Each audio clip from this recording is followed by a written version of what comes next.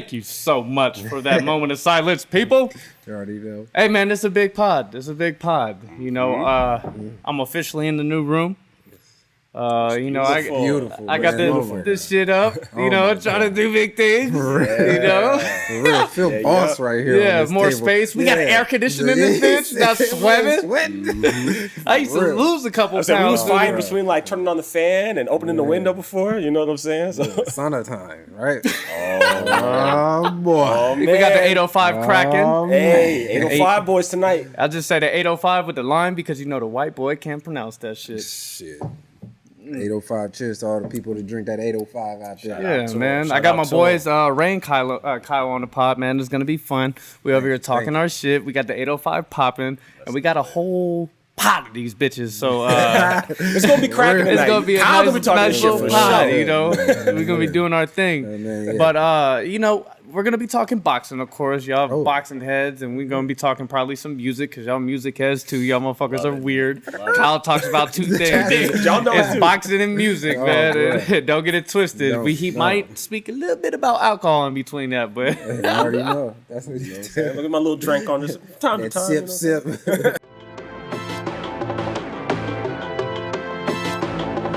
Are you ready? Let's talk smack. Hey, man, you guys like the little opening questions that I be asking, and some shit has been going around the little rumor mill. Celebrities are coming out talking about these motherfuckers don't take showers. What is up with that shit?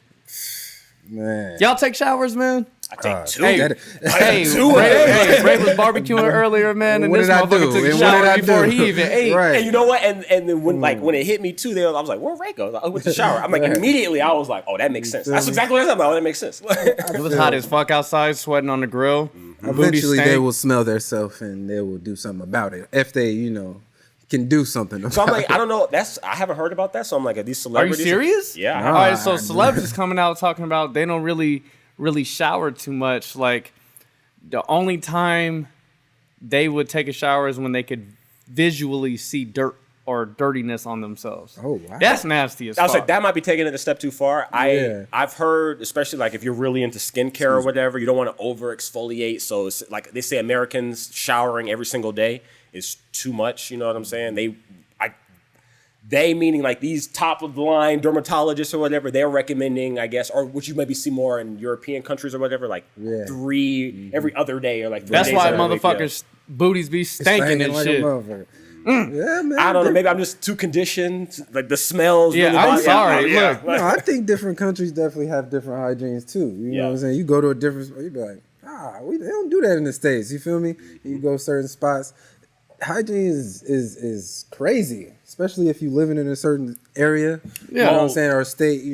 Perfect. That's perfect. like if it's colder, you're not sweating too much. You ain't sweating and shit. You ain't gonna smell yourself. Stanky booty and shit. But we gonna do 3 days without a shower here. Wash your ass. Like in the midst of summer, 106 degrees. August on a cool day is 108, 106. You drive to the store, you get them clammy cheeks quick. That's shower number 1 of the day. Yeah, it's like the moment you get back home, like, all right, I know what I'm doing. Like people take showers out here just to cool down, though. You feel me? Facts. In the summertime, of It's course. a struggle, man. Oh yeah. It's a struggle. I try to take a cold shower when I wake up, man. You see? Yeah. You know. It's kind of better out here. But yeah, as far as these celebrities, kind of just showering when they see the dirt. No, I need to get their shit together. Right. Oh, I forgot to start that timer for the.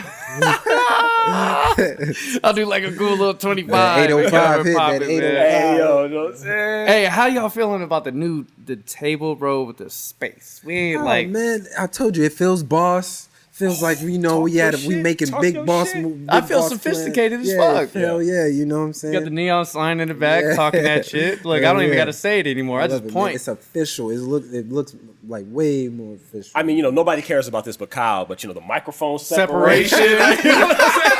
Hell yeah. No, like, you know what? The other room, like the intimacy, you know what I'm saying? Like, I like that, you know what I'm saying? But we still here. The red curtains is my favorite, I think that's going to steal the show. Walk behind Red curtains my favorite too. Hey, man, I seen the red curtains, see my brother look so fire on the red curtains. I was like, shit, maybe I should do a little segment with the red curtains showing a little bit. Sign, though, that I'm not gonna lie. Between the curtains and the sign, sign, I'm like, that definitely sets it off. Hey, I'm surprised I got that bitch up before you guys got here. Bro, when I seen it, I was like, yep, there we go. Here we go. But drill, I was like, oh man, I need a whole bunch of shit, and I ended up having all of it. So I got lucky and drilled it. They actually forgot hey, y'all motherfuckers forgot a couple pieces in that bitch. I might hit you with an email, but it looks fantastic. It looks fantastic. I ain't gonna complain too much. Definitely legit. Everything. I fuck with it, bro. It's you. You know, I'm trying to do something. Hey, so boxing. You guys came over here to talk about some boxing. You know, I pulled up to your crib earlier. Y'all was watching boxing. Yes, sir. There's a big fight coming up soon. Y'all go take the mic. Let me know. Let me know about man, this you hit me with some news I ain't even know today, and that just broke my heart, man. Oh, you want to talk about that first? Hey, I don't want to get too far into it. Okay, but you got a bottle opener? You know. Yeah, I'm the bottle. I got you. Oh man, we open bottles. We open bottles with lighters. So I haven't learned that skill yet. I feel like I'm committing too much. I'm going off the deep end when you learn that shit.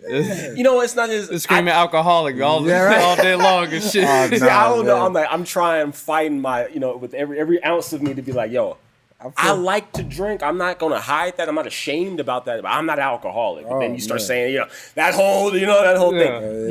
I smoke a lot of weed, so I got a lighter on me anyway. So now it's just convenient. I got a lighter on me regardless. So man, speaking of being an alcoholic, Kyle knows I post some shit on Instagram. Posted that bottle. Yeah, hey.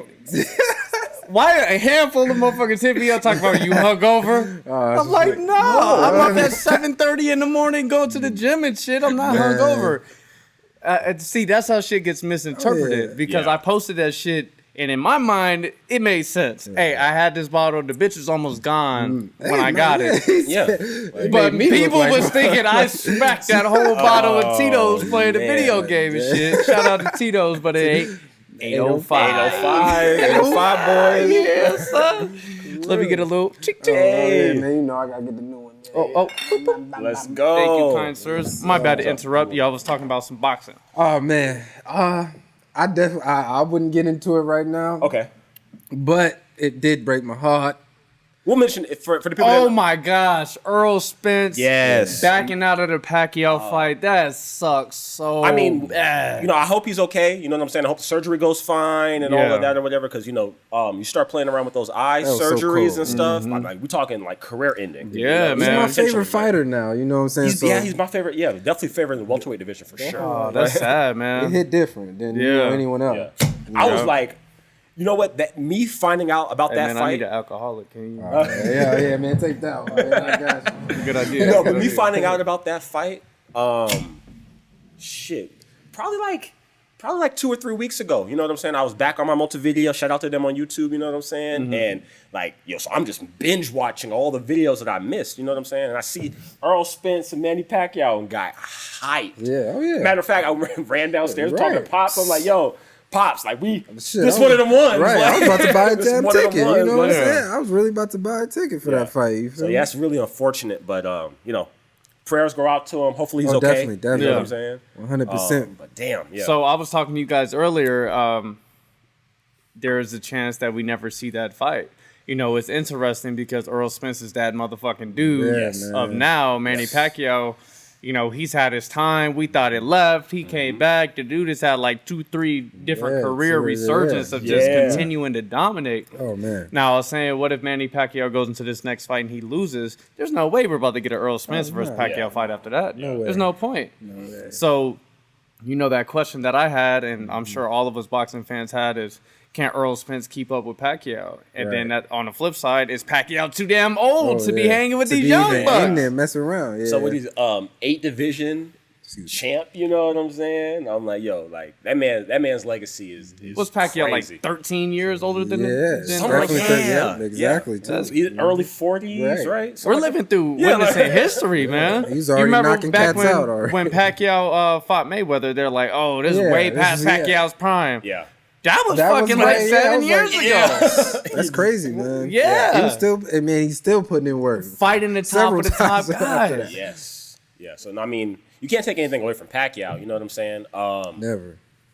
When I think about that division, to me, that welterweight arguably might be my favorite division in boxing, and it kind of messes me up.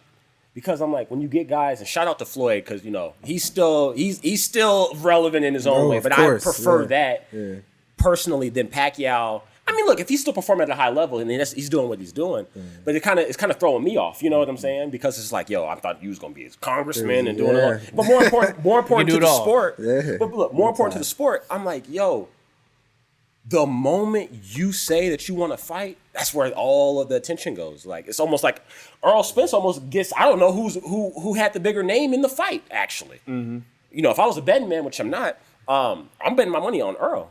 Now, I'm an Earl fan. I'm biased maybe or whatever. And I know Pacquiao. I've seen his fights. I know he can get down. But I'm like, I'm still trying to figure out why he's still fighting. You know what I mean? Like, he loves that shit. Yeah, he's still good. Yeah, he's still good.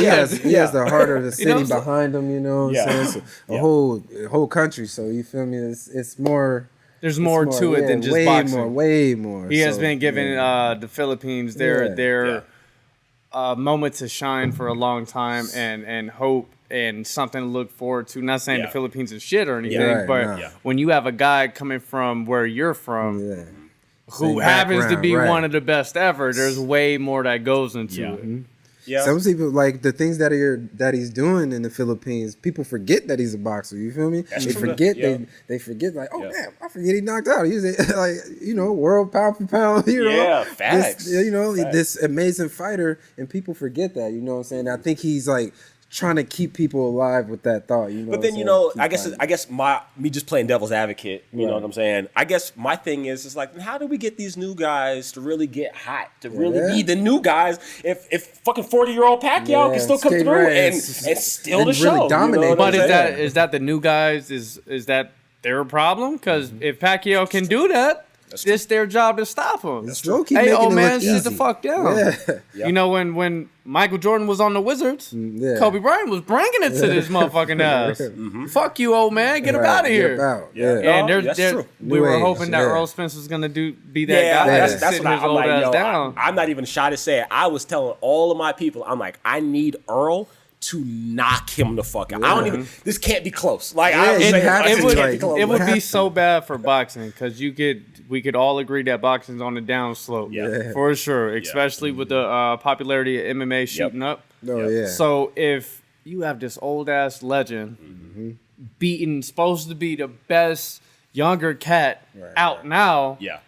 It's like, all right, bet. There's no hope for the rest of the younger guys. There's nothing. That's true. If Pacquiao ain't fighting, if Floyd ain't fighting, we ain't watching.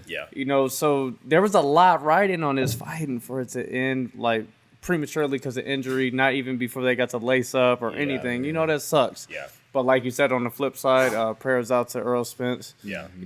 Hopefully that surgery isn't too bad. I don't think any of us looked at exactly what's going on. It was something about his eye, right? Orbital socket surgery. Right.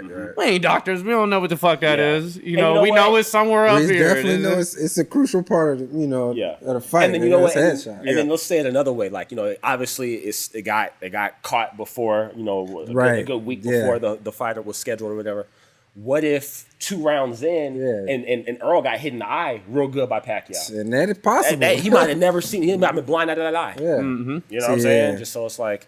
But at the same time, we don't know if that happened in training camp, if it happened before, if this is a prior injury that's been lingering and it got worse. Yeah. I feel like it might have happened because he was I think it happened in camp. The fight was supposed to be in 2 weeks. He was getting bullied. You don't say in 2 weeks prior to the fight, hey, I gotta get surgery. It's like, bro, why'd you go through a whole fucking training camp? You should have been fixed that shit. They were working him though. That's how you could tell they were working him during camp. You feel me? He was getting ready for this fight. You feel me? To do, I feel like, to go to war. To retire Manny Pacquiao. I feel like that was his objective going into this fight. I wanted him to do it. So the people that he was sparring with might have took it to the next level with him. So make sure he's ready for that fight. I feel watching Earl. I've never seen him fight anybody like Manny. You feel me? So give him that. You think even Manny today? Real punches though. You feel me? I don't think anybody. Just like, I can't name anybody. Manny doesn't get enough credit. You know what I'm saying? With his footwork. his how like his relentlessness. He's so aggressive. Like, but it's not sloppy. That's my biggest thing, you know. And I y'all know how much I love boxing. I love it from the sweet science, you know, the sweet sport perspective. Hit and don't get hit. And you know what I'm saying? So to see how like punches, you were just saying that punches and bunches. I'm like, Pacquiao was throwing eight punches and then resetting. Yeah. Then 8 more and then resetting. He'll come in with come in with a 1-2-1-2, and then after that. That second 2, which would be a left hand, he's all the way down here, and then he's throwing, you know, 2 left hooks to the body type shit. It's like, man, this is don't know. different. He always keeps you guessing in there, you know. So somebody that comes to mind, and I'm not even saying this in reference to Pacquiao, just, as much as I'm just relating just the challenge, maybe.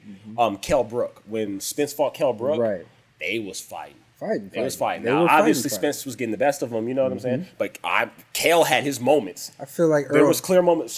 There was clear moments where Kell, if I'm not mistaken, at least on my scorecard, but if I think we watch that fight again or whatever, Kell is up on the scorecards. You know what I'm saying? He is. Well, definitely cleaner punches, heavy punches. Earl all day, and that's why they stopped the fight. At the end of the day, that eye was getting punished, and they had to put a stop to that. And you watch every Earl fight, it's always heavy punches. At the end of the day, the body too. Oh my God! You see what I'm saying? Look at what he did after the accident and after his everything. Miraculous accident. Look at what he did to Danny. He humiliated him. He humiliated him. That was a very one-sided fight. It look like, you know what I'm saying? What do you expect what do you think he's gonna do to Pacquiao? And not saying that they're even in the same boat, Danny and Pacquiao. It's more hard hits. It's that punch that'll hold on. I forgot who I was in the ring with. You know what I'm saying?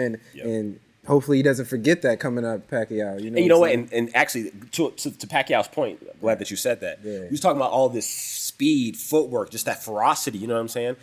How many of Pacquiao's opponents have said, "Yo, Pacquiao can fucking hit like, like."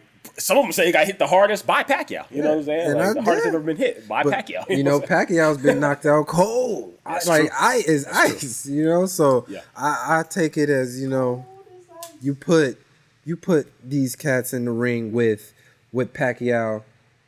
He was winning that fight. He was demolishing him before he got just like out of nowhere. That's why I love boxing so much, bro. It takes one punch. It takes one punch. And you know what? And there were so many things. I remember exactly where I was at when that moment happened. And you know, in typical fashion, I had Josh and Mario, I had my peoples with me. So I'm commenting. You know how I do. You know how I do. Like, so in typical fashion, that moment that it happened, I erupted. And one of the first things I said was, Pacquiao low-key deserved that. The way he was, because he was already clearly up. Winning, Not only on the fight, but on that round too. He was winning that round. He was winning rounds. So I'm like, I don't know why he felt so. I mean, you know what? It's easy for me to say, especially in hindsight and all safe and just playing it safe or whatever. Obviously, that's not the kind of guy that Pacquiao is, and shout out to him. But you know what I'm saying? If you're gonna just listen, you're gonna just keep pressing the issue like that. It's 10 seconds left, and you're already up.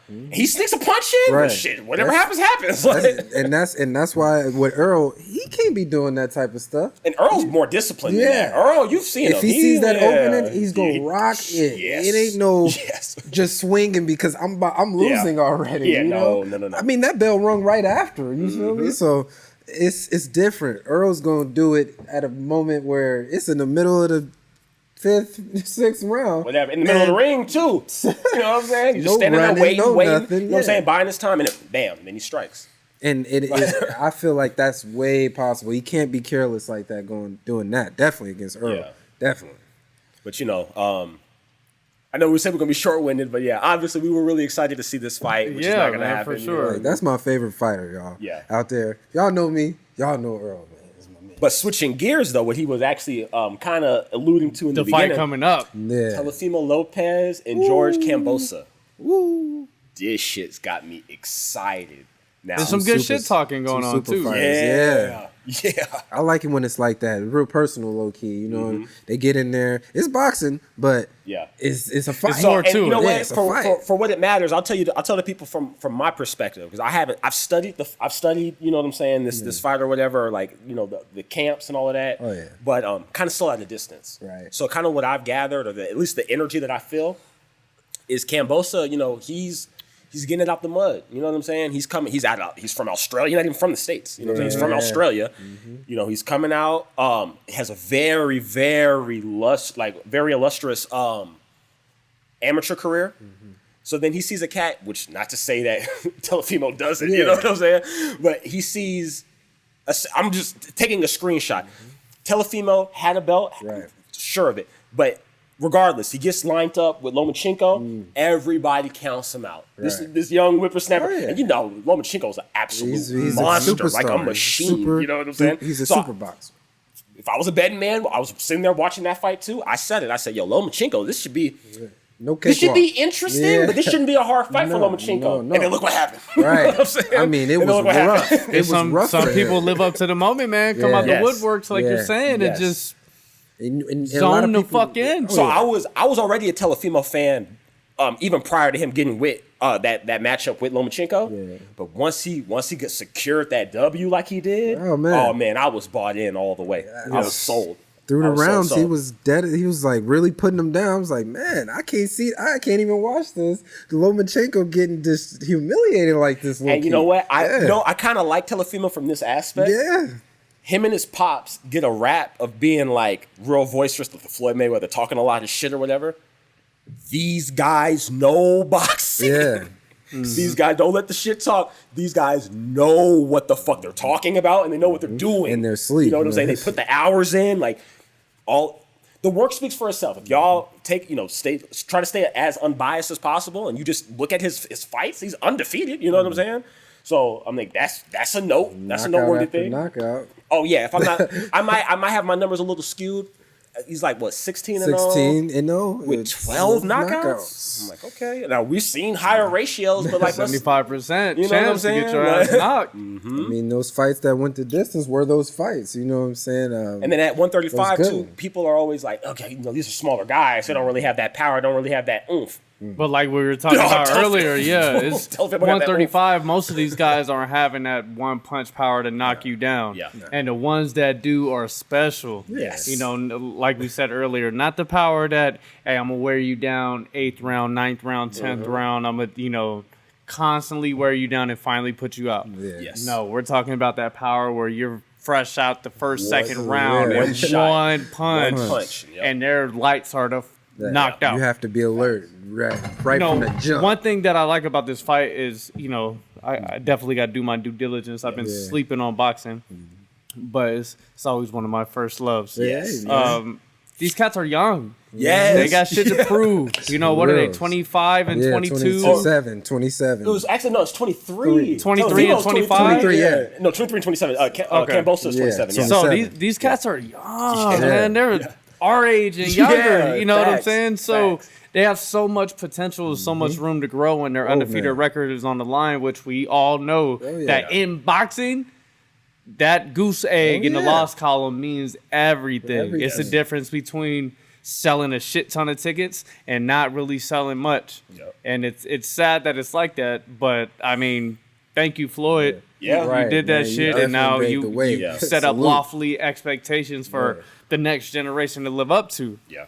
And just since we mentioned his name, which I figured it was going to come up, well, I kind of mentioned it earlier, but speaking on that, Floyd is in my top 5 favorite boxers. You know what I'm saying? I'll spare y'all the details. I think about it myself. But point being, Floyd, I've watched just about every single, if not all, Floyd fights. You know what I'm saying? I've studied him front and back, like the whole thing. He couldn't be in my top 3 simply because the era that I fell in love with, which is 80s. You know what I'm saying? Everybody fought everybody. Now I know people. There's more politics than that. There's more. There's more belts to be at stake, and it's just it's different. It evolved, just like sports do. You know what I'm saying? But with some of the bravado that comes with a fighting sport like boxing, you know what I'm saying? It's a high contact sport like that. I don't care. Like, somebody say your name, You know what I'm saying? You got to see about it. Now I say that with a caveat. You know, somebody like Floyd, everybody be saying his name, of course. Does that mean nah? You got to have some stripes too. But if you're a top guy, and if you're number 2. Number, when you talking shit to number 1, you gotta catch these fucking hands. Facts. But at the same time, it's like, say what you will, and I feel like Floyd could have stepped up faster, but politics and yada yada. The homie almost made $1 billion boxing, so he definitely did it right. I mean, nobody can say nothing to that, man. Yeah. When it comes to the sport, man. Exactly. I'm like, on the real. Love you people. I wouldn't even argue it. They'd be like, last 10 fights of his career, he cherry picked it. I might not have too much to say about that. But talking about the other 40. He's talking about the other 40, though. I think the last 10, the homie didn't make less than $40 million per fight. You feel me? And then you go up, when he fought Conor McGregor, I think he got $250 million. When he fought Manny Pacquiao, he got like $400 million. It's like, shit, cherry pick them motherfuckers. Shit. And then, he was still fighting, like guys with some shit, with some shit to their name. You know what I mean? Not just fighting the newest up and coming prospect out of, you know what I'm saying? So I have to give him that too. But I don't know. I just grew up with the Sugar Ray Leonards and the Mike Tysons, and it's like, fuck that. We'll fight Friday at Hester's Gym on 4th Street, motherfuckers. Show up. We don't need cameras. We don't need nothing. I'm going to beat your motherfucking ass. Yep. See, that's how boxing was. Yeah. It was bigger than just, the crowd. A record and all that shit. It was pride. It was heart. It was that warrior spirit. Yeah. I'm keeping the same energy, right? You say we're going to talk about music. I'm going to throw this in here, right? To me, you can't be the best fighter if you're not going to fight everybody. That's in your name, right? Kendrick said it, and I agree with him. You can't be the best rapper if you don't write your own raps. I feel him. That's you 100. can't be the best rapper if you're not writing your own raps. I keep it simple. It's 100, man. And when you're an artist, you gotta have it. Bring it. You gotta bring it like that. You know what I'm saying? A real artist. I mean, everyone's in the game somehow, some way. But when it comes to being an artist, I don't mean to cut you off. No. You could be in it for whatever you're in it for. You know what I'm saying? But don't start talking that you the best this and the best that. If you got there's criteria. There's criteria. You know, and that's all I'm saying. You know what I mean? So definitely. So I wonder how much these contracts really dictate what fights are being made. You look up Canelo recently, and it's like his shout out to him too. Like he's making so much money, but I don't know, man. It's kind of weird. I feel like boxing goes through evolutions of what weight classes are dominant. When Floyd was at his peak, when we were in peak popularity-wise, when we were in high school, that weight class, Floyd, Manny, Shane Mosley, Miguel Cotto, Marquez, all of those cats, that was it for me. And in fact, that was like the weight class that I boxed at, like 137 or 145. It was so badass. So relative to what I was doing and what I was trying to do. So it really hit home for me versus back then, you had Klitschko just dominating the heavyweight division for years. So it was kind of boring. Now you take a shift and now you got the heavyweights trying to make a comeback. You got Tyson Fury coming out and he beat the brakes off of Deontay Wilder.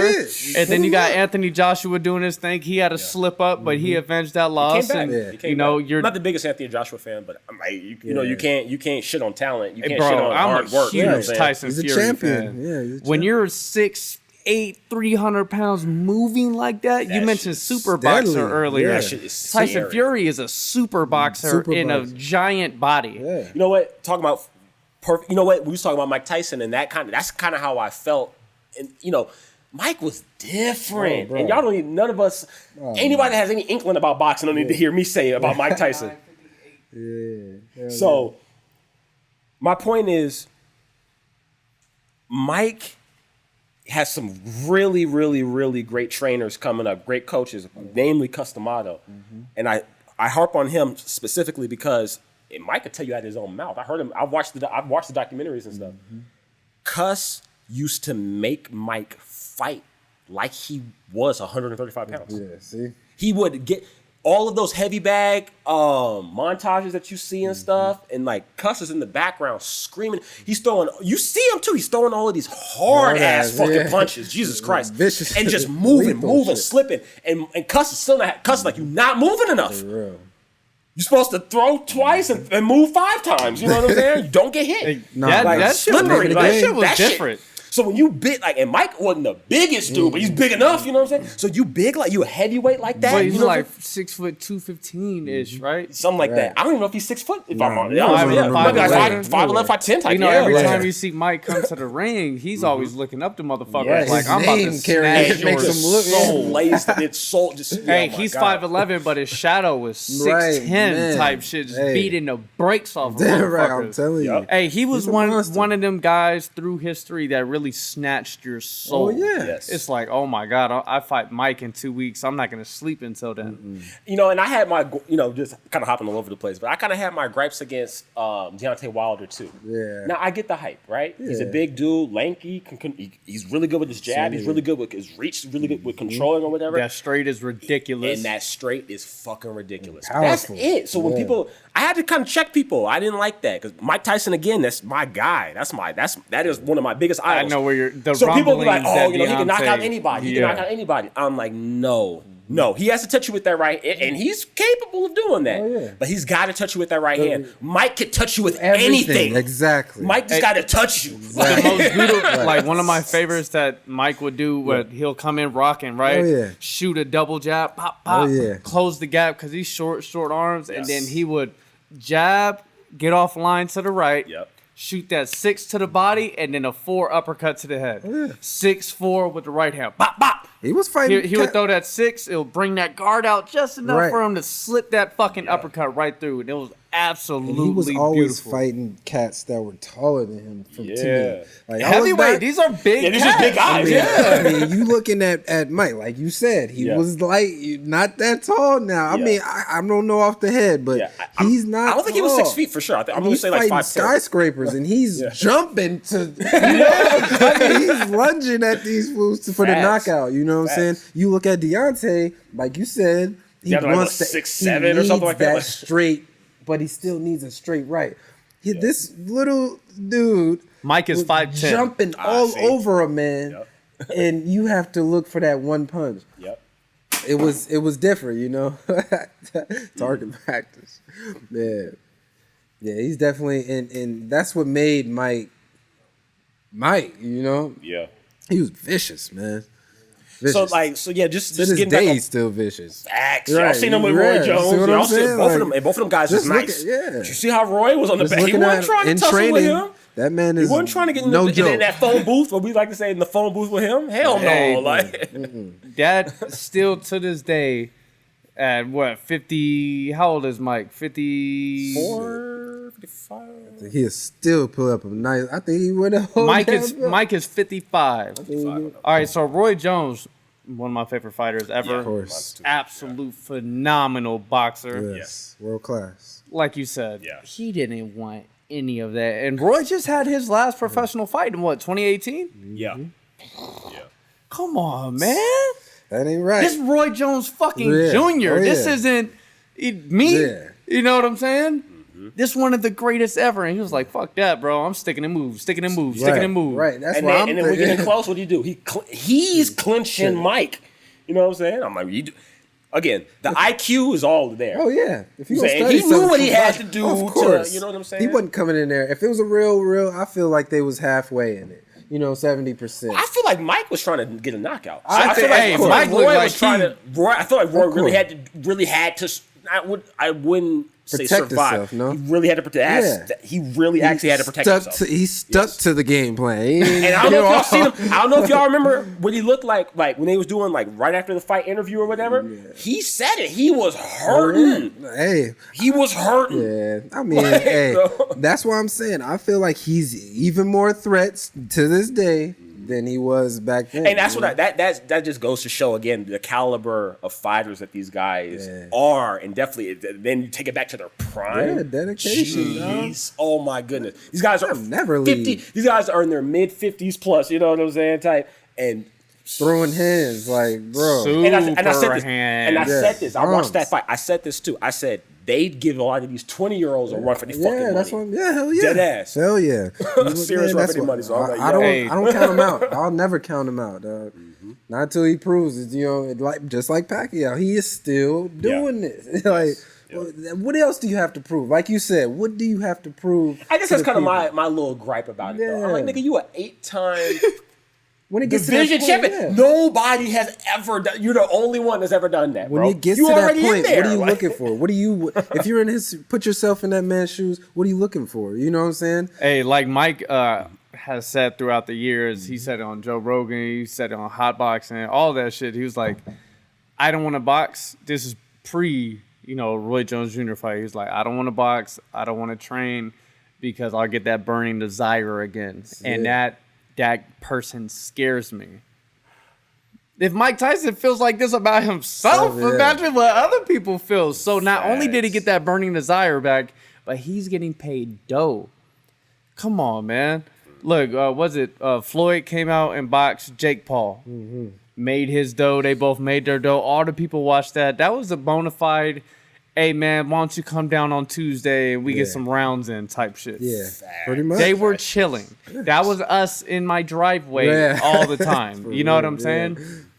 Mike Tyson is training to kill. He's a universal soldier just training to go save the world type shit. He's a fucking superhero or anti-hero.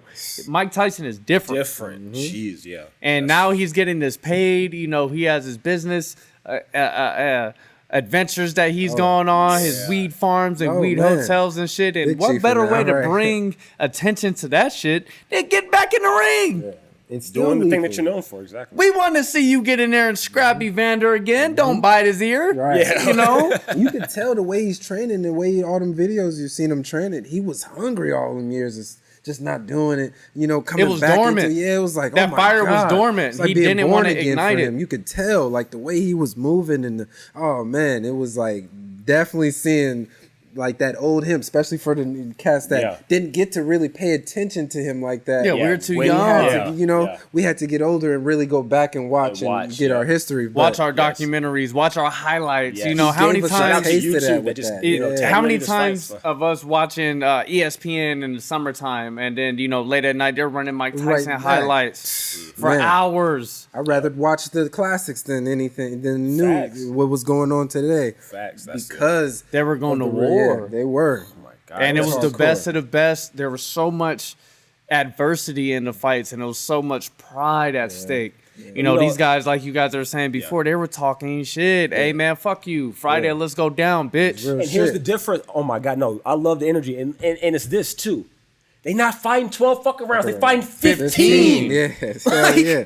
These man, it was really like a war, like you said. They were in there they're training.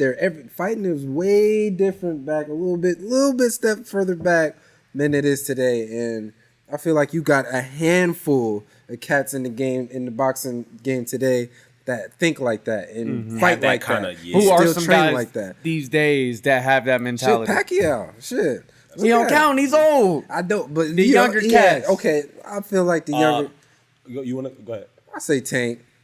Tank definitely is the definition of fighters like that still have that spirit, that old school boxing spirit. You see what I'm saying? And Andre Ward, man, that Canelo. was a cat that I fucked with big time. Canelo for sure. You know what I'm saying? Like, hey, Canelo definitely. Canelo is a fucking boxing savant, bro. This dude just knows how to box.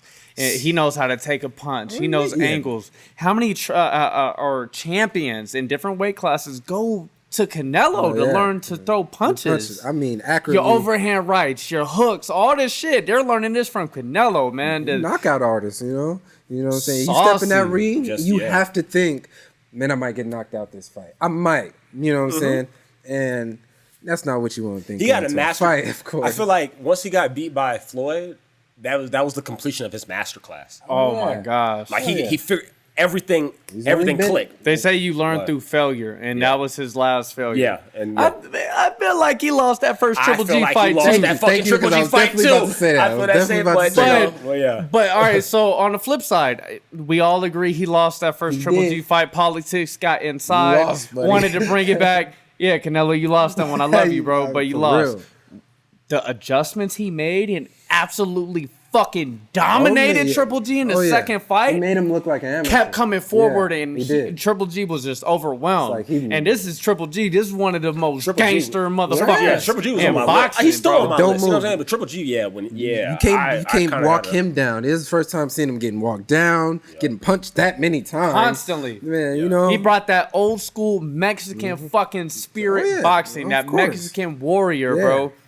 And he got on the sideline and was just slanging and banging right inside, bro. You guys know how I try to get down. You know, just that times 1,000. Then that was Canelo. Out. And that's why I look at Earl. He takes that body out. Those heavy body punches are there. I always pictured him fighting Canelo too because they're the power. You feel me? Just going power against power. That's like a big weight difference though, right? Oh, of course, yeah. I mean, like 15 shit between like 12 and maybe Canelo, 20. Yeah. Earl. Yeah, that's probably like like 15, 20. See what I'm saying? I mean, because Canelo fighting middle, flirting with fucking light heavy with fucking Kovalev. You know what I'm saying? We fight Kovalev. Like, that's a different type of power. You looking at that? I mean, you see the results of his power, but you can and he's smell the Kovalev. Oh, let's talk about that for a second. Kovalev was one of my guys. You know what I'm saying? And I'm talking about knockouts. So he's putting niggas on the canvas. And Canelo walked him down the entire fucking fight. That shit had me crazy hype, bro. I'm like, what the fuck am I watching right now? His punches, he takes clean power punches to me. You know what I'm saying? Every knockout you've ever seen has been, I mean, picture perfect knockout, right? So just imagine all those body punches and all those in every power punch that connects. He's hitting, I mean, he makes people think twice about who they want to fight, you know? But, you know, continuing that conversation though, you know, I'm ready to say. Shakur Stevenson. Yeah, man. And I'll add this I'm going to talk about Shakur in just a second, but I'll add this as well. The question was like, who are some of these guys that like, you know, that really getting out there, really banging? The Charlo twins. Yeah, that's why. The Charlo twins, them guys, they're not my favorite boxers, but them niggas is fighting. They put them on the niggas show. Is getting in the ring. They getting to it. Like, yeah. I love that recent fight. And they having some success. Excuse me. They having a lot of success. This is very, very. They having a lot of success. You know what I'm saying? So shout out to them. Yeah. I'd love to see them get a little more. You know, if I'm build a boxer, you know what I'm saying? Yeah. I wish they would tighten up. Like, and what I mean by that is, I wish they would just fall back to those fundamentals a little harder. You know what I'm saying? When they get into a heated, and I forget the names, I just know, shout out to them, they fight at different weight classes. One fights at 160 middleweight, the other one fights at super welterweight at 154. Yeah, right. So the one that fights at 160, both of them, but the one that fights at 160, he's a bigger offender of what I'm getting ready to say than the one that fights at 154. When like those heated moments and any boxing match come, and you could, especially in like the middle rounds, you know, so they got a little fatigue on them and stuff like that. They get to fighting, not boxing. Right. I don't like that because they get hit. They get their little shit off, or maybe they feel like they get whatever. They maybe feel like they're more in control. They're turning up a little more. But they're sloppy, right? As a result of that, so I wish they wouldn't. I wish they didn't change that out. And you would think them coming up in the same camp, in the same background as Errol Spence, you would think their fighting would be a little bit different, more disciplined as him. You know what I'm saying? Just watching the champion. Yeah. You know, you behind him. You know what I'm saying?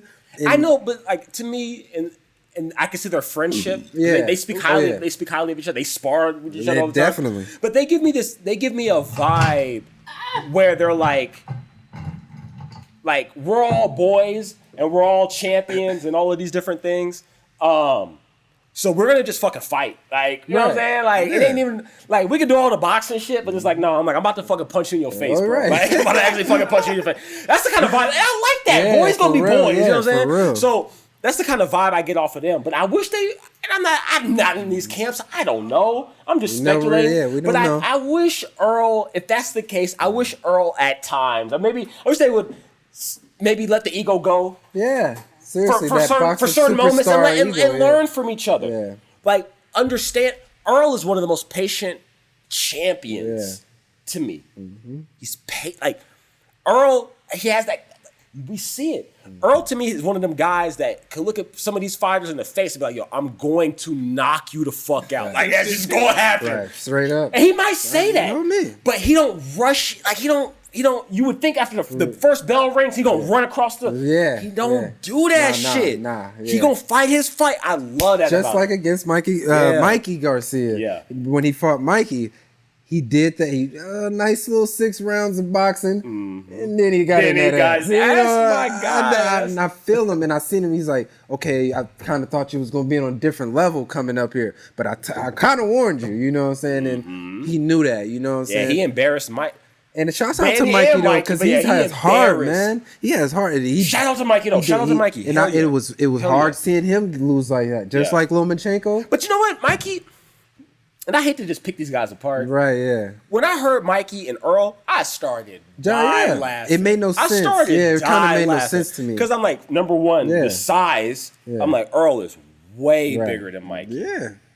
Okay. And then the second thing was, I'm like, Mikey is really. All right, all my fellow smack talkers. We had to take an intermission now. We have the 805 cracking tonight, and we are 805 boys. You know it.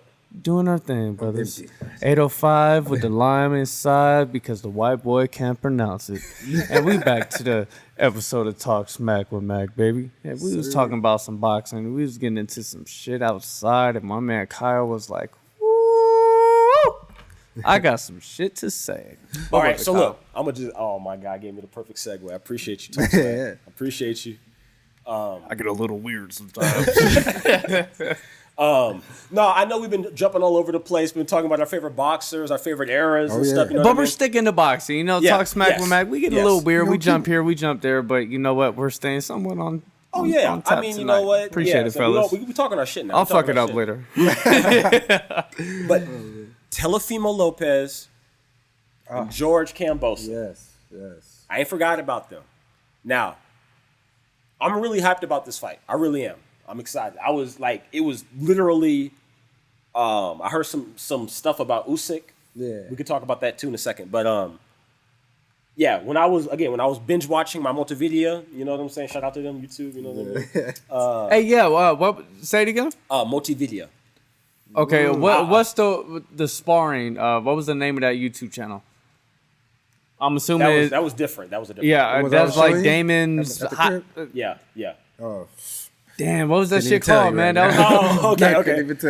That was a Vegas channel, and that shit was fire, bro. Yeah, we'll figure it out. Hey, man, I'm gonna find out who you are, and I'm gonna get you on Talk Smack with Mac. Your channel is absolutely awesome. I'm gonna try to find the name, but it was dude was recording sparring contest, so dudes in the doghouse on Mayweather and TMT. Yes. And it was dope. It was the shit. It gives us fans the insight of what's going on in that gym on a daily basis. Yes. The little mini beasts, how they're hatched out. You know, how you handle situations like grown-ass men. You hop into the ring, you put your gloves on, and y'all go at it until somebody stops. Yes, facts. That's the shit. That's dope. And we got to see a little bit of that. So I'm going to try to find that channel, man. It was a dope channel. Yeah. But yeah, when I was on my little binge watch and all of that or whatever, again, like I was saying outside, Teofimo is one of my, especially at the lightweight division, 135. Yeah, he, my goodness, monster we out already there, man. we already talking about him and Lomachenko and shit. That shit was, he was already on my radar even before that fight. You know what I'm saying? Bro. Anyway, my point is, I was hyped. Errol Spence, Spence and Pacquiao. That was my number one. Okay, I was like, obviously, Errol Spence is my favorite boxer probably right now. Period. You're right. You know what I'm saying? Definitely. Point being, Kambosos. This should be an explosive fight. And that's, you know what I'm saying. Is that how they're selling it? Is going to be an explosive fight? Because Lopez is the champ in that division, right? The lightweight champ. Yeah. And then Kambosa, he's only 9. So he's fighting down a little bit, according to the rankings. They both got the undefeated record. Yes. They both got, supposed little fire in their hands. They can knock some people out. They can wear some people down. They both have the talent. So they bring the fight. You know what I'm saying? That's why it's going to be a fight, because they ain't got no. It's going to be a battle. Yes. Right. So some people don't necessarily, which I'm teach their own. You know what I'm saying? But some people don't necessarily like the really strategic, the really methodical chess-like kind of matches and stuff. And I get it, especially if you're paying pay-per-view money. I can't argue. Casual fans cannot appreciate the art of boxing. Yeah. Boxing is like chess. Yes. We see it all the time when we spar.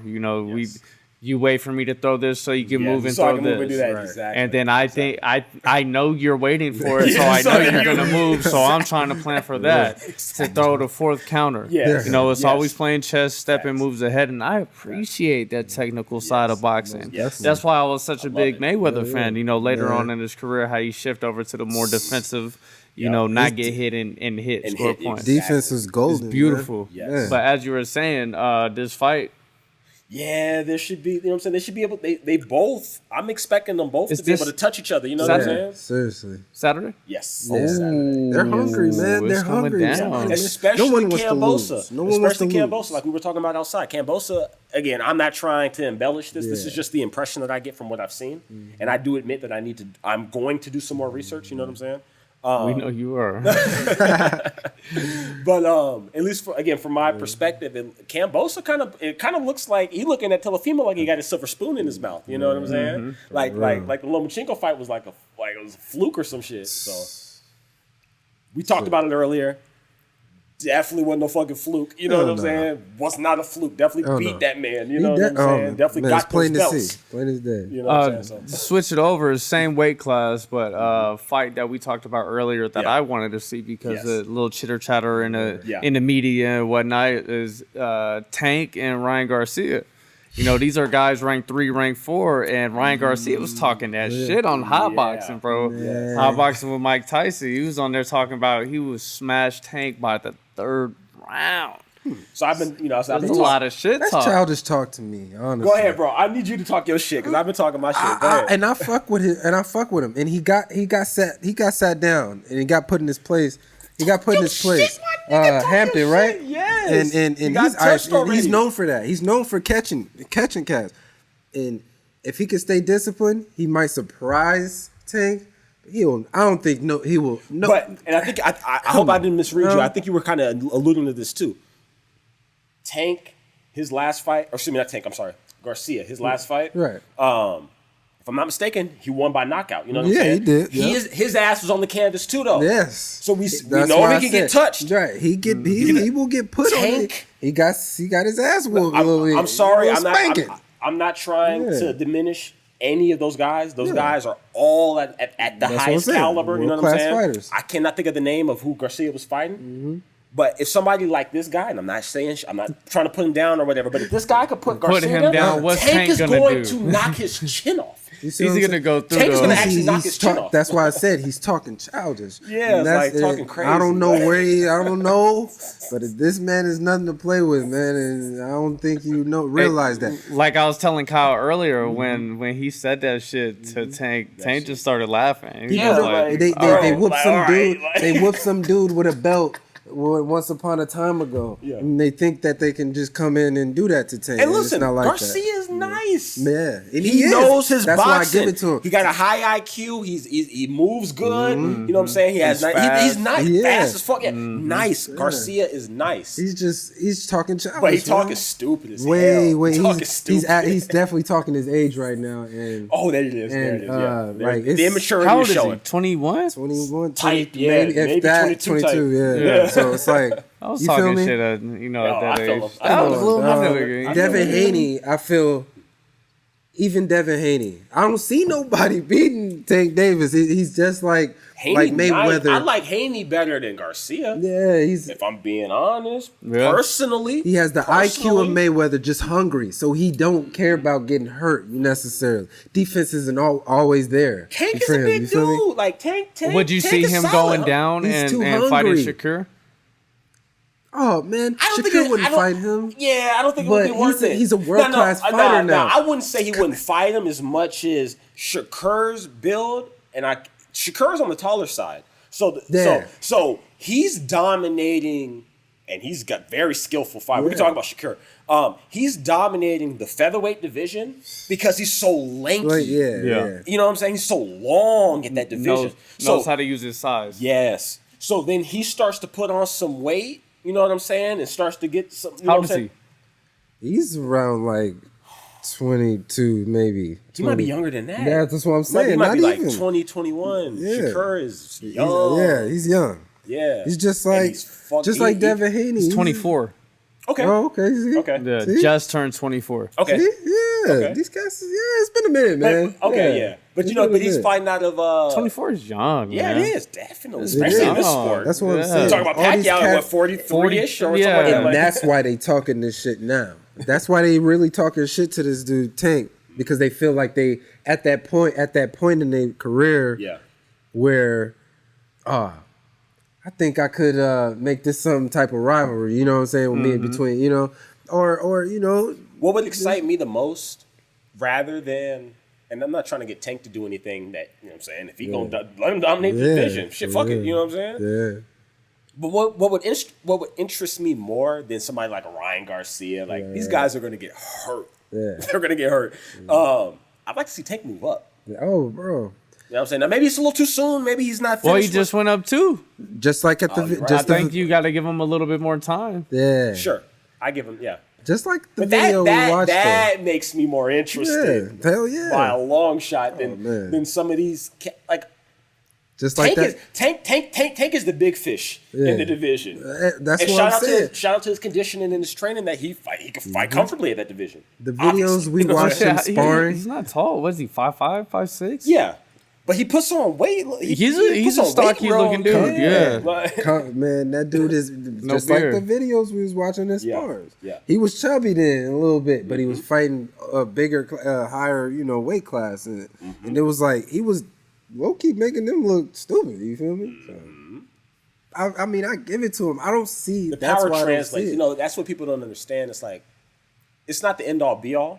Yeah, I can name some exceptions, but rather than that, when you have notable power at sure weight division, that's what makes it more exciting, because it's like that shit will 100% carry into the 147. Yeah. So now it's a skill thing again. Now it resets to the skill.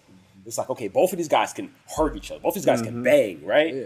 But like, who's actually saucier? Who has the better reflex? Like, who actually understands the sport better? Who has better IQ? Who's the better chess player? Exactly. All right, so I want to shift, man. Yep. Talk about, one of the bigger names, probably the biggest name in boxing right now. Canelo. He's up in there. He's beating the brakes off of everybody. Canelo's different. He's fighting Caleb Plant next month, September 18th. Caleb is 21-0, but it's like, is anybody? I'm not familiar. Anybody fucking with Canelo right now? How old is he? Who, Caleb? Yeah. Let's see. So that name doesn't ring a bell. It doesn't. And I'm not trying to. Again, I'm a little rusty. 29. So he's been doing this a little minute. See, and that's I'm glad that's where he's at. You know what I'm saying? He took some time and built himself up. Yeah, he's been doing this a long time. 21-0. He's a knower name guy, or what? Excuse the disrespect. He's an up and coming guy still at 29 years old. He still has some years. I don't see nobody. Yeah. I don't see just like Tate. I was going to ask. I don't see nobody taking out Canelo. Like Canelo's. He can take a punch. He could. Oh, man. He will knock Canelo can do something reckless, like move into the heavyweight division. Yeah, something dumb like that. Any boxer that gets in the ring with him, they're scared. Believe it or not. They're scared. they have to, at some point they have to reckon, and they will be humble. Respect is known from the jump. Canelo's IQ, Canelo's ability is a whole like I'm not even on that yet. Yeah. Canelo's IQ, he's different. He's one of them. Saying, he's different. Yeah, I was gonna say his defense and his reflexes and his ability to roll with the punches is just phenomenal. Yes. He can sit there and shoot a straight or a jab and say that he misses completely and the other dude counters perfectly. Yeah. Right. Okay, he knows he's going to get hit and he's rolling before the punch even comes all the way. Up. So it's like he's minimizing the damage that he's taking. This cat is, how old is Canelo now? Like 31? He's like 30s. He's in his early 30s. All right, the homie has 59 fights. Right. But then again, he had like 40 fights by the time he was 20 or so. You see what I'm saying? You know, he was scrapping. And this pro fights, you know, he has that experience. And like we were talking about before, we feel like that last hurdle he had to get over was that loss against Mayweather. Right. I mean, humiliation against Mayweather. This was that's actually a better way to say and he realized it. He realized it. That shit wasn't close by a long shot. And he knows it. He really got beat. Really got beat. Yeah. Like, if he looks at any fight, he probably watched that fight every day. I bet you if he asked him. Listen, I know it for a fact because his domination... Yeah. His legitimate domination after. Oh yeah. After that fight, he refuses to lose after that. He refuses to lose after that. Even against the Triple G, he refuses. He refused. Now, but he lost. Still hold our opinion. You know, it's marked in the books how it's marked in the books. You know what I'm saying? Mm-hmm. But yeah, let's just look. He lost the first fight. Fuck it, right? How do you come back the second fight? You see what I'm saying? Really proving the point. You see what I'm saying? Yeah. And it's more, you know what I'm saying? Canelo, that fight was like a life changer for him. He knew that all the talk was really true. You know what I'm saying? Like, yo, he is the best. And he will tell you. Canelo, you know what I'm saying? No, Mayweather is the best. I don't look at the pound for pound. I don't play into the semantics of the pound for pound charts and stuff. Yeah. I feel like I'm more interested in how they, like, what the criteria is, you know what I'm saying? But I don't get into the semantics. I have my own list or whatever, right? Right. Canelo's the best boxer out right now. Yeah, I believe it. Canelo is the best boxer. If you get in the ring, you ain't got to talk about division. You talk about just in the sport. Right. Canelo's the best boxer in the sport right now. Mm-hmm. And I would say, you know, you talk about your Tyson Furies, you know what I'm saying, and that might just be more of a popularity. I'm not discounting the skill. That might be more of a popularity thing going on. Right. No, Canelo's that guy. Yes. So he really is. Canelo's fighting. He's the champ at 168, I believe. Right. When he fought Mayweather, the homie, they agreed to a 152 weight. So he was fighting the top dogs. Man. There's a lot of weight classes, and it's different compared to if you started at 120 and you went to 140. You know what I'm saying? 120 is like a little kid. Yeah, you're still growing and shit. Yep. You got knockout power. You got knockout power. Mm-hmm. You feel me? Just like Tank Davis, I think he's knocking cats out in 2 weight classes above him. You know what I'm saying? He'll lunge just like Tyson. He was lunging. Jumping for these dudes, trying to take their heads off. You feel me? That's the hunger, you know what I'm saying, that these new cats and these cats that's coming up right now have to have. You know what I'm saying? Yeah. So. No, I agree. Definitely. You know, I know we got our eyes. We know what I'm saying. We like who we like. We've been following these guys for years. The guys that we name so readily. You know what I'm saying? But boxing isn't dead. I know we was talking about the MMA thing, and again, I'm not trying to pit one against the other. Personally, I feel like they have been anyway. Mm-hmm. I feel like they both can coexist. You know what I'm saying? Man. I understand the appeal to MMA, and hell, I'm trying to get more into it myself. You know what I'm saying? But for me, like you were talking about, I'm biased because I've gotten my hands dirty in the sport myself. I understand the nuances. You know what I'm saying? Oh yeah. So that's what I care about. That conditioning is different. I know that anybody can have a lucky day, throw the right punch at the right time and win. Mm-hmm. I know that. Mm-hmm. That doesn't interest me at all, actually. You know what I'm saying? Mm-hmm. What interests me is going 12 rounds like Mayweather would do, and he's talking like I'm talking. Right. At the end of the shit. Yeah, like that's the killer to me too. I definitely like he's talking like I'm talking. That's the killer to me too, and it's like he'd be ready for another 12. 1.5. Yeah. That changed batteries. He'd be ready for the next. Oh, that used to trip me out. Yeah. Especially and that just goes with that discipline, the conditioning. Yeah. You know what I'm saying? Like we said earlier. My favorite era, them guys was fighting for 15. Right. You hear me? They was fighting for 15. You know what I'm saying? That's cray. But I mean, and like and what Levi. So we could get way back. I just want to mention this name because this guy resonates with me, and he's one of the earliest boxers that I can name. But I've spent a significant time studying. Right. Willie Pep. If I'm not wrong, if I you know what I'm saying, you can fact check me, but I believe he is the boxer with the most wins. No. You got the 805 pointed right to it. Hey, that's perfect. Shit. 805 boys, y'all know it. You know it. Do we got any left? Oh, we got 3. Let's motherfucking go. And I was like, I'm almost done with this. Anyway, Willie Pep, right? Right. This guy fought in the 30s. Man. If I'm not mistaken, he has the most wins of any boxer. Like that's like Guinness World Record. He's the most winning boxer. And you said how many? Wins? Yeah. I need to go to your computer. I want to say 262. So you know what that means? That means these guys was fighting multiple fights a week. Yeah. You hear me? 229. Okay. 229, 11 losses, and 1. 229, 11 fucking losses? Are you fucking kidding me? And imagine them 11 losses, though. Imagine them 11 losses. And I can almost He had to be tired or something. No. There was one fighting. The cats back then, when they was throwing fisticuffs and shit, they was going 50 rounds. They was going. Are you serious? No wonder the life expectancy was so fucking low. Yeah. You got people throwing hands 3 minutes, 150 minutes. You know why Willie Pep resonates with me? That's you know, different breed. Anybody that knows me knows that. That would have been me. No pad. Man, that's knuckles, basic. Bare knuckles too. Shit.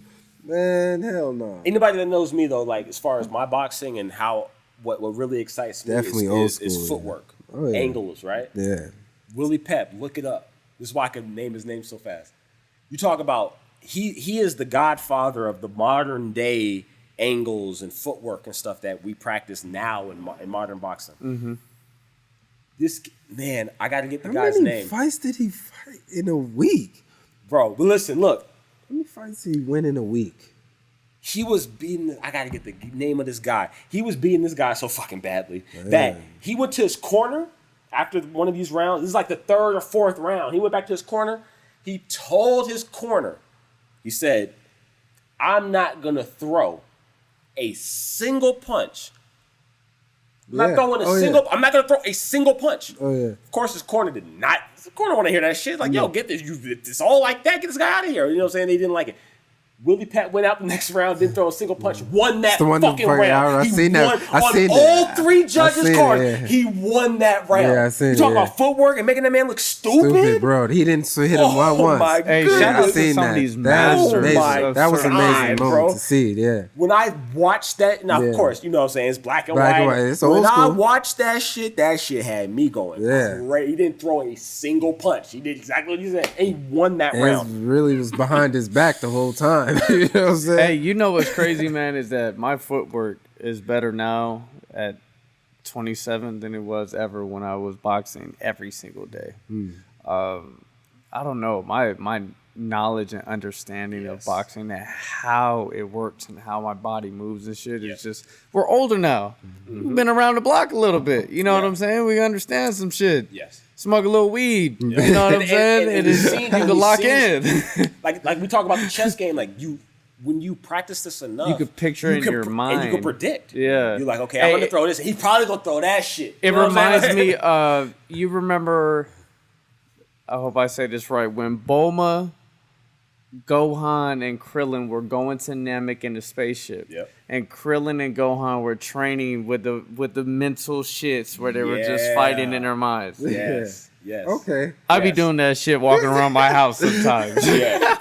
And you know how many times I spar Kyle in my mind? I'm like, all right, you know what? We just did 12 rounds, and I'm like, on Tuesday, I'm about to beat his ass. I know it's real. And we're gonna get back to it. Me and him have been talking about it, but that's crazy as fuck. At the beginning of the year, me and Levi was locked in. I hurt my finger, but we made a bunch of concessions and a bunch of. I got you.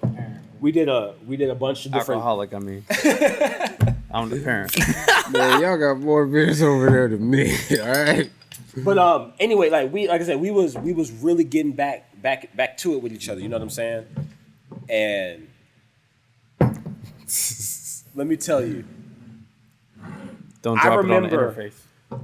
I remember like Where you at? I felt like and people have heard me talk about Marcus. You know what I'm saying? My story with Marcus here. I think. Hey, shout out to Marcus, man. He really be watching some of these episodes, especially when you be on it. Mm-hmm. So, yeah, shout out to Marcus. He'll probably be watching this but shit. Like, that's my like dude. when I knew, so Marcus would come, like me and Marcus is boxing 5 times a week, kind of shit. You know what I'm saying? Like he'd come to my house, like the boxing was going on at my house. I had a little bag, I had the little shit or whatever, so it was cool. I'd be like, okay, Marcus is coming through on Tuesday. Right. It's Sunday. We're going to box on Monday, too. Don't get it twisted. But Sunday, we're just not doing shit, right? I got Sunday. All of Sunday, I'm studying because I know I'm sparring. I know I'm sparring somebody. Maybe not Marcus on Monday. I know I'm sparring Marcus on Tuesday. That's going down for sure. But I got to spar on Monday, too. Whoever gets that gets that. Because I'm trying to get I'm prepping for Marcus on Tuesday. So that's what I mean. So it threw me back into that.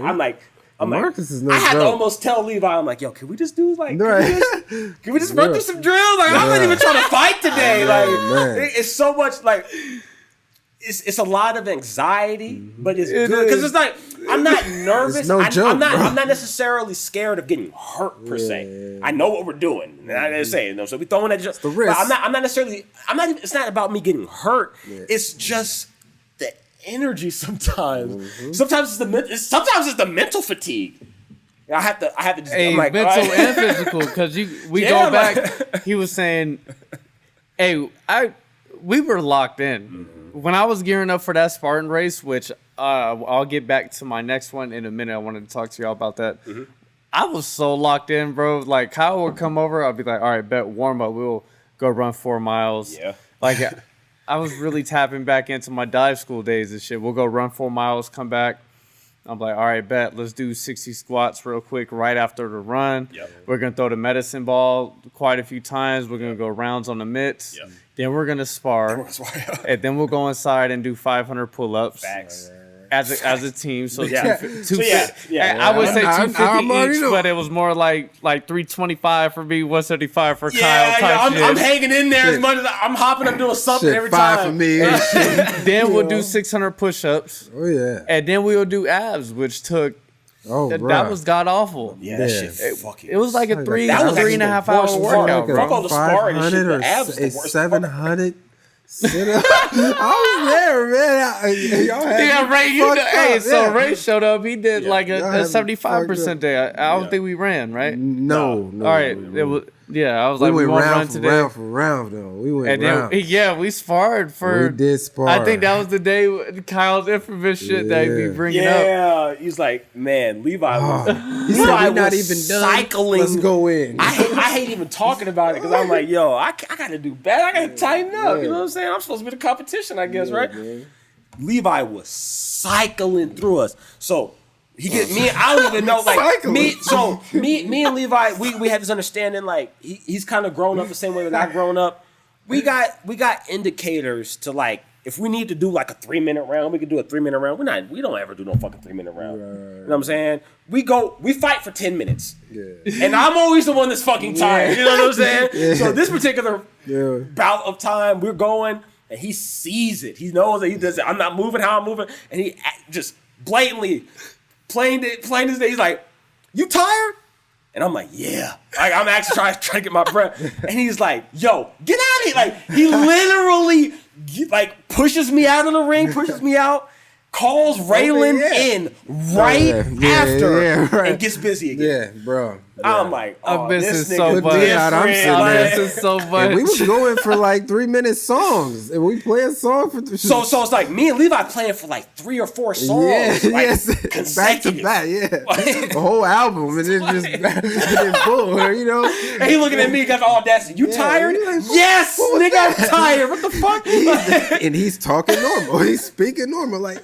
Ray, come on. He's like, man, get the fuck out of here. Like, I'm still dead after the whole album. Like, damn. So, Pete, I got humbled. Yeah. So, you know Vel. Yeah. So, Vel and Fat Boy was sparring with me. They'll come over on Saturdays and we'll go around. We'll be cycling through. Tell me why this summer I didn't got fat as fuck. I don't believe in running in the Las Vegas summer. Oh, yeah, man. Y'all know me. Man. I'll go get my 4, 6, 7 miles. Right? Like a jacket. I should have had you on that rope. Might as well just sit in like sauna work. You know what I'm saying? Yeah, don't just sweat it out. No, you gotta get on that jump rope. So you're getting your cardio, but you're doing 2 things at once. It's like you're not exerting yourself in that particular way. Right. Yeah. But then you're heightening up your rhythm. Your and your heart reflex. rate is going up. Your jump rope is working at VO2 max. Because it's basically a sprint the whole time, bro. Even if you're jumping low, your heart rate is going to go high as a bitch. Yeah. Honestly, you're burning your quads, you're burning your glutes, you're burning your core, calves, you're burning your shoulders. Yep. It's everything. a bitch. Your forearms, if you start getting into like weight, which I don't believe. I'm all speed, you know what I'm saying? Yeah, like if you get into weighted, you can start getting, So I feel like it's hard tough. it's hard not to not sweat out here, you know? Exactly. Like, Just you go outside, you start breaking the sweat. You know what I'm saying? Summertime, everyone loses weight. You know, you don't got to do no type of workout. Everyone is losing weight. Hey, your water levels are low Definitely. as a bitch. Out here, man, if you have never, ever been out here in the summer, man, stay hydrated, man. Yo, shout out to Val. Shout out to Fat Boy, man. Like, so as I was saying, we would spar, and I done got my cardio got shit. I don't think it is anymore. I've been doing some hard shit. I'll tell you how I switched up.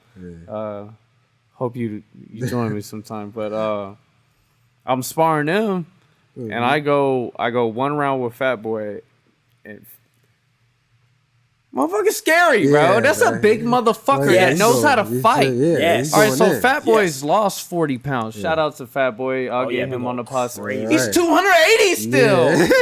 I'm a 165 pound motherfucker. He's a monster, bro. So it's like, and mind you, we sparring in fucking the area of this table because I got so many cars parked in my driveway, right? Shit. So shout out to them. I got my footwork has got saucy. That's why I said at 27 is better now because I learned how to fucking get in and get out and move because that motherfucker is hard, bro.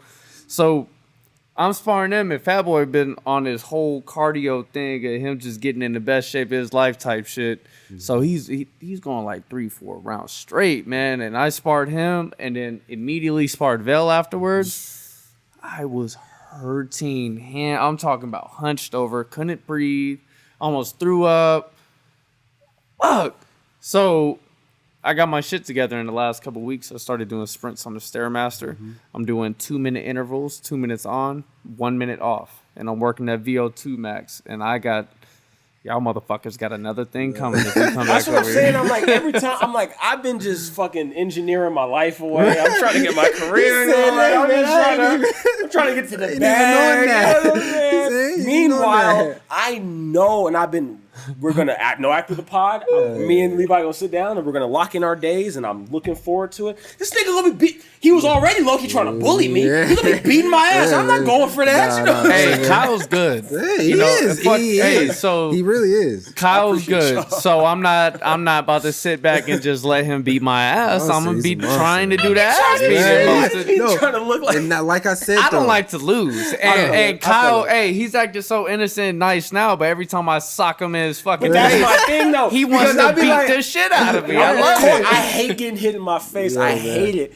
And it pisses me off. Hey, I'm a lover. It pisses me off as a pride thing. Because look, Levi's nice too. Right. Never talks. Levi nice. Oh yeah. And it's just like this. I told him, I had this thing in my mind. I was like, yo, I can make Marcus miss. Right. Ain't nobody hitting me. Right. This nigga hit me kind of easy. Yeah. Kind of easy. That's not easy, but kind of easy in my head. So I'm like, what the fuck? That shit just fucks me up. Like, hey, Ray, it's easy. that shit just fucks me up. That shit pisses me off, bro. Hey, but Kyle got his left hand back. I think we think Kyle tore a ligament in his hand in the beginning of the year. For a while, like since the beginning of the year. So we were sparring like one glove on the right and then just bare knuckle on the left, and we was like kind of shadow, just kind of. Hey man, there's times where our fists collided like Goku and Vegeta in the middle of a fucking sparring match, bro. And I felt the earth shatter a little bit around us.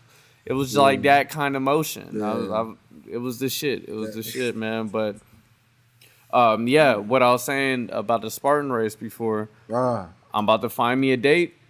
I'm going to get my ticket because I know when I have a date that says, hey, bro, you're doing this. And it's hard. So I did a 10K when I did mine. Yeah. That bitch was all in sand. So it was over 5 miles in sand, bro. It was like 27 obstacles and shit. That sand threw me off. My calves and my hips and my groin, it felt like they detached from my fucking body. I remember we went hiking not too long ago in the sand or whatever. Oh, Gold Spike. Yeah. Bro, that shit was fucking me up. We was just walking. We was just chilling. I was like, yo, what the fuck? Fuck that. That workout, man. You gotta be ready for that type of shit, man. Hey, but the training, you have to literally prepare yourself. The training that we were doing, like when you were training with me, that was the exact same thing that we need to do, bro. I was doing that shit. It was like, but I would say instead of like 300, 400, 500 pull-ups, that needs to be each. That needs to be like 600, 700 pull-ups. Because that forearm strength and the grip strength, anybody that's thinking about doing Spartan races, your forearms, if you're trying to compete and actually try to win your heat or top 5 or whatever, you got to get your forearms gangster, bro. Because you got to think like an hour in is when I did the rope climb. Shit. Okay, the rope was maybe 20 feet. It wasn't that high, right? That was one of the easier ones. I thought the rope climb was going to be it. Yeah. I went in there, bro. There was some shit. Right. Some of them monkey bars is hard. Look at my wingspan. It's not that much, people. You gotta really practice that shit. I feel you. No, grip strength. Like it's obviously everything. Yeah, and I was gonna say like people even downplay it. Like people that are really into weightlifting, and you know what I'm saying, trying to especially obviously first thing that comes to mind is deadlifts. You know what I'm saying? A lot of people, especially if you train real hard and stuff, you miss your deadlift because your grip can't hold it. Not because your legs, for example, give out. You know what I'm saying, or whatever. Like it's a smaller muscle. Yeah, it's a smaller, intense muscle, man. That does different shit. Yeah. All right. So that grip strength is. My bad. I looked at you, but I seen Chucky and like in my peripherals, and I almost got up and blasted his fucking bottle over his head. So I got a horror wall of people on the side of me. That should be coming soon. You guys will see that, but that shit made me nervous. I was like, Ray! So you gotta move, bruh. No. Hey man, I just want to say I appreciate the winner of that joke, Mr. 805. You know, we the 805 boys. The 805 boys. For 805 with the lime inside because a white boy can't pronounce it. You already know 805. People probably think, what the fuck is he talking about? I don't know. Just go with it because it sounds good, know. right? 805, you know how we do. Talk smack with Mac. Fuck with us, you man. See these six hey, come on now. Y'all done seen us enough times to know. Y'all seen us. You know, today we just cutting up. Today was just a day for the boys. Day for the boys. Day to talk about boxing. Boxing is one of my first loves, but I've been lacking on boxing because MMA is my shit, bro. I really, really love that too, and I like to train boxing. I like to do boxing. I like to box. Yes. I want the homies to come over and lace the fucking gloves up, and we go in 3, 4, 5, 6, 7, 8, 9 rounds. Making you know what I'm saying? We ain't trying to take each other's heads off, but it's fun. Exactly. I want to punch Kyle in his face and then have him try to fuck me up. You know how many times Kyle done try to take my head off, and I'm moving and grooving and dipping. You know what? You know what I'm saying? I'm hitting there. So fun. I'm hitting there. So you know what I'm saying? So I know I got to tighten up. I gotta get more. And it makes creative, us better, you know what I'm saying, when we doing that type of stuff. And that's the thing for me. I tell these guys, like, boxing for me is like the best cardio. Yeah. I don't mind running. I ran track in high school or whatever, but like I'm slow, peeps. I love, and y'all know I talk my shit on the jump rope. I'm probably the best jump roper in Las Vegas, and I'll take all bets on that. We can figure it out. You know what I'm saying? You talking about regular people, right? Regular, yeah. Definitely regular people. Definitely regular people. Hey, Vegas is the holy mecca of fighting of the world. And hey, you just pissed off like 4,000 people. Like, bitch, I will fuck you up on the jump rope. But you know what? Like, but that's, you know what? Like, when people think about cardio, when they say that, you know what I mean? And I'm like, yo, sparring. Yeah. You know what I'm saying? Like, just getting greasy. Like, that's you know what I'm saying? Because it's the physical aspect, obviously, like I said, the VO intake and all of these different things, and just the pacing, right? But like the mental, my mind, I feel as concentrated as when I'm studying math, when I'm mixing songs. Like, I'm talking about balls deep in math. Like, if I check out of this problem, it's gonna take 45 minutes to get back to where I'm at this point again. Yeah. So I can't check out. Yeah, I got to finish it. I got to see it all the way through. I'm sweating and shit. It's hey. Yeah. It's 68 degrees in my house in the wintertime. I'm still sweating. Because it goes back to what we were talking about, the chest. I found out like the when you're so focused, it sends them reactions and shockwaves through your body. So you're so focused, you have anxiety, you're nervous, so your body's just like burning. Burning calories. I don't know if people... Sparring is that, and you get punched in the face. Yeah. Shit. So you make a mistake, the mistake is you get hit. You know what I'm saying? Hey, I have so much respect to these boxers and MMA fighters and shit, taking man. These punches, man. Oh, yeah. Especially these cats on the losing side, man. Hey, man. Modern day warriors. Yeah. You know what I'm saying? Like, and we say this too casually, and I'm saying this as a man that's gotten punched in the face more times than a lot of the average person. The average person probably never gets punched in the face. You know what I'm saying? A handful of times in their entire life. So I got punched in the face more than a handful last week. Right? You know what I'm saying? So win, lose, or, to your point, win, lose, or draw, especially when we talk about at a professional level, we talk about the Errol Spences and the Manny Pacquiaos, and you know what I'm saying? I'm not going to lie. I can't necessarily remember all their opponents or whatever. These cats are still professional boxers. Yeah. You know what I'm saying? Yeah, that's one thing. They're still professionals. Like this is Talk Smack with Mac, but one thing that I would never say is that, man, I could keep up with some of these guys. Yeah. Come on, bro. I do this shit for fun to stay mentally sharp. Yes. Stay focused. Stay disciplined. You know what I'm saying? Yep. Because if I'm eating cheeseburgers and french fries and I'm not working out come Saturday when I spar, because I have homies that want to spar, I'm getting my ass kicked. Yeah. That's just that hurts. That shit sucks. It hurts physically. You know what I'm saying? If you're prideful, you know what I'm saying? Like, mental fuck up because Saturday, say Sunday morning comes, I'm like, fuck, bro, I gotta do that again in 6 days. Right. Yes. Yeah. Man, so that keeps me sharp, keeps me focused. Boxing is absolutely fun, is beautiful. Yep. It's something that you could do with your homies. Yeah. Just be mindful. You know what? And it builds character. You know what I'm saying? As lame as it that does. You need to get punched in your face. Right. You need to punch somebody in the face, and you need to be punched in the face. Right. I was a punk ass teenager, man. Yeah. I made a lot of mistakes. I talked a lot of shit. I try my best to back it up. Yeah. But I used to always say, if I don't punch somebody in the face or get punched in the face, I'm about to trip out. Right.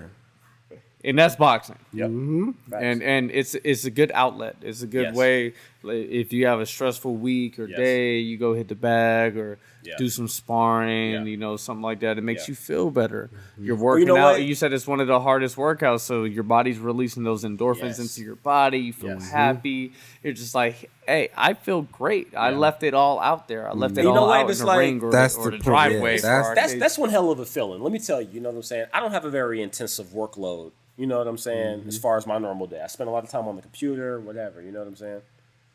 I go spar for hours, do all those pull-ups and push-ups and fucking ab workouts and the whole shebang. To know that Now the hardest thing I'm going to do is figure out what sound I like the best. Yeah.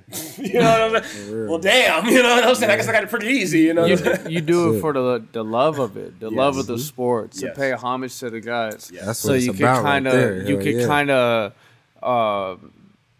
of experience what your favorite guys are doing. Yes. I'm the type of person.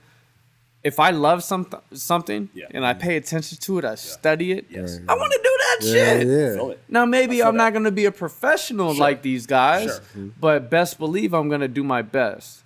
You know, I'm going to put my foot forward and I'm going to put the pedal to the metal. Right. You know, back when I was younger and I love basketball still to this day. I played the fuck out of basketball. You know, Ray, they called me the professor. I had to jump shot this motherfucker, man. He was out there. I was out there hooping. Bro, I absolutely love boxing. Yes. Well, I started loving boxing a little bit more after I started boxing. Yes, that was now, me too. I boxed for some years, and I'm like, this is absolutely fantastic. Right. You know what I'm saying? Now I'm on the MMA wave. I've been looking into BJJ classes, you know, Brazilian Jiu-Jitsu. Go choke some motherfuckers out. You know what I'm saying? I want to learn that shit, get choked out.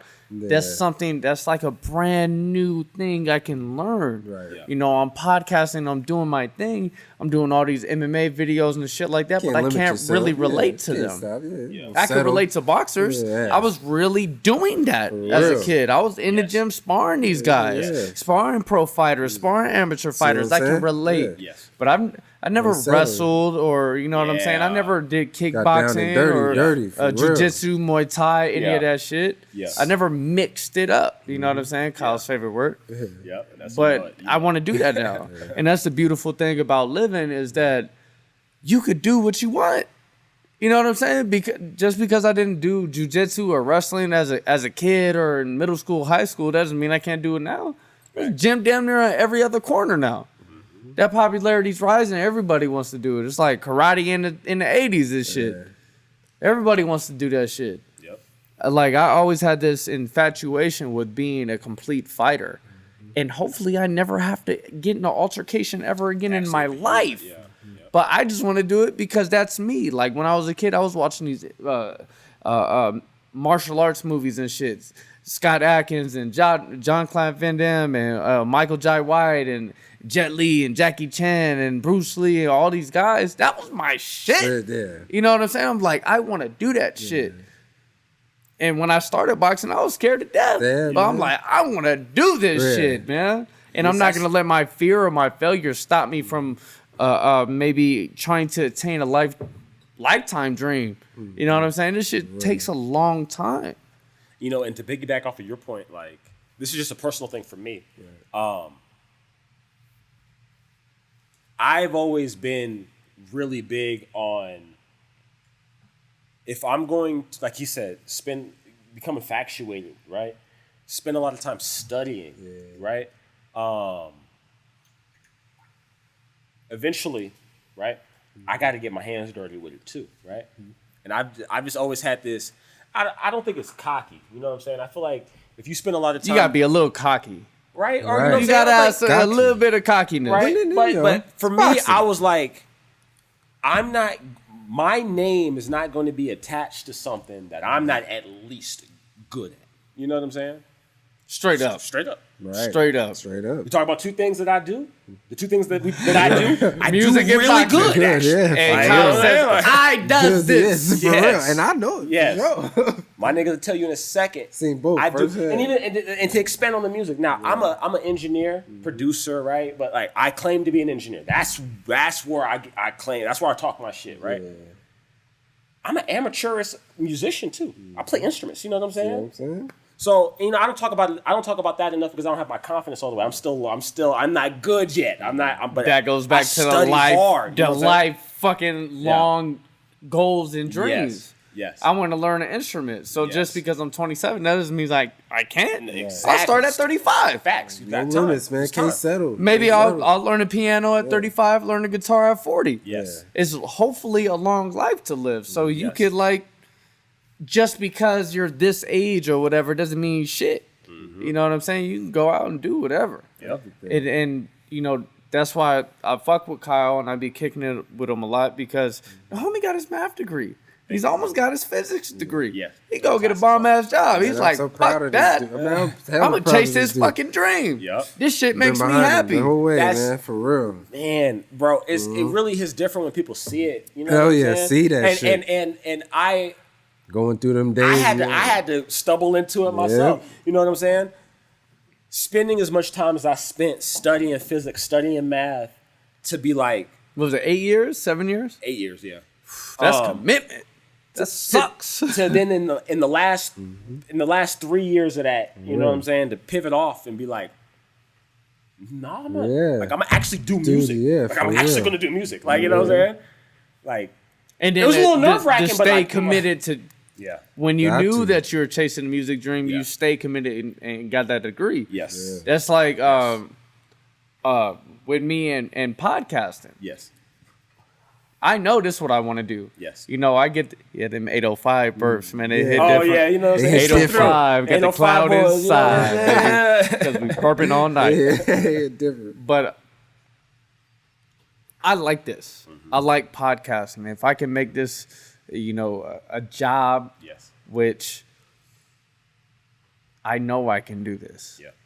It takes a lot of hard work. It takes commitment, and I understand it takes time. You got to pay your dues. This ain't no overnight shit. You know, I'm nothing special.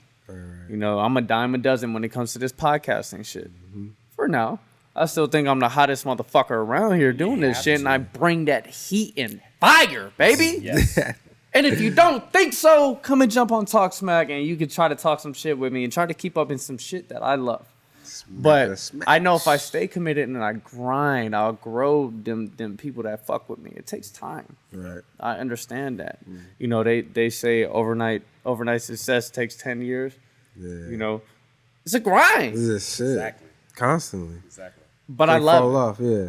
You know what? And I'm going to school for accounting. Right. But I know I don't want to be an accountant. I'm like, shit, this is a good fallback Right. plan just in case. You know Always what? gotta have plan B. That's really That's the what thing. it's You know, about, I don't regret my journey as a scientist. Hell, like it had to happen. Right, 'Cause right. I'm a scientist at heart. You know what I'm Right. saying? I like For to tinker real. with things. I like to experiment. I like the way I say. I like to stir the pot intentionally. I like to throw in, and I'm Hey. like, okay, what's this gonna do? Yeah. Put a little sound effect right there when you say stir the pot, get some shit. Yeah, you know what I'm saying. I got you. I just did that. So, hey, it's for that 6 people that make it this far into the podcast. They're gonna be like, "Ooh, Cal saucy boy." Yeah. He added this Hey, sound yeah. effect right there too. Well, I'm proud of this dude, man. He really stuck in there, and you know. But even that's like- but no, I'm sorry, I didn't mean to Yeah, cut you off, yeah, but like, yeah. that's what you said it already. Yeah. That's what it was. It was just Yeah. to fulfill a duty. Yeah. I don't want to minimize it to that because I don't regret it. I would do it all over again. You know what I'm saying? The same way. I used to see this dude. He used to show me his work, show me assignments, show me all this stuff, Yeah. and just the stuff that he was going through. You know, just low key wanting to give up, but he was like, you know what? This is what we doing it for. This is it. This is what we got to. This is what I signed up for. Yeah. You know? Didn't nobody say, Kyle, look, you got to be the physicist. You Yeah. got to do all these hard ass math classes Right. and stunt off and do. Nobody said that. I said that. I was the one telling Yeah. people that I was going to be the next Albert Einstein. You know what I'm saying? For real. 'Cause Hey, I shoot that high. You know what I'm saying? Yeah, why do man. some of us always pick the fucking hard route? Hey. So I'd be sitting here thinking and shit. And I'm like, man, I went to the military, went to dive school. That was stupid. That was hard. It was so much fun, and you know, for better or worse, whatever I am, I think better. You know what I'm saying? That was the shit. Then I'm like, let's get an accounting degree. I should have got art, bro. art. Let me get an art. Shit. Shit. Hey, Let me come on. paint some shit. Shit. We don't know what path takes us down, man.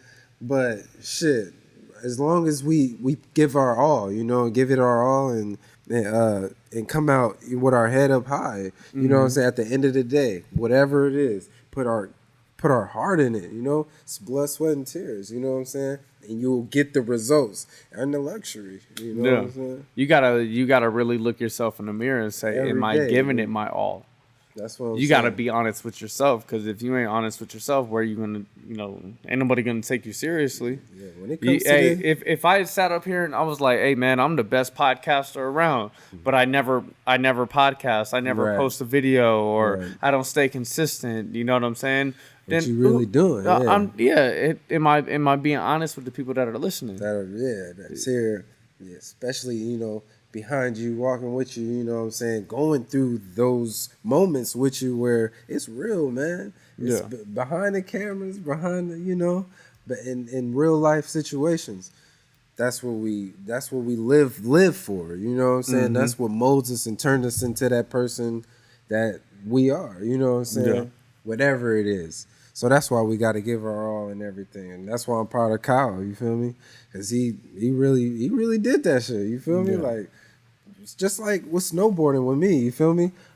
Never in a million years, I think, nigga, I would like hit any type of powder. You feel me? I'm about to go out there. I gotta get out there. That shit is amazing, bro. It's free. It feels like, man, it feels like you flying, like literally off the like face of the earth. You know what I'm saying? Like, it's amazing, man. Like, it's peaceful at the same time. It's like, and we in Vegas, you feel me? Yeah. We don't see that shit too often. That's what I'm saying. That's like, the part. You feel me? Shouts out Lee snow Kane, you know and you know, soft white powder snow and shit like that. That's like, for real, the it's like holy grail for us Vegas folks. Being up there is peaceful, man. It's like it's quiet. A whole other world. Like, and like what really got me to really learn was seeing the little kids like killing it. I mean, hitting jumps and hitting backflips. They grew up in Utah or something, man. They was around that cold more often. I'm like, if he could do that. You said backflips? I mean, man, backflips, double, man, come on, man. Like, I mean, crazy shit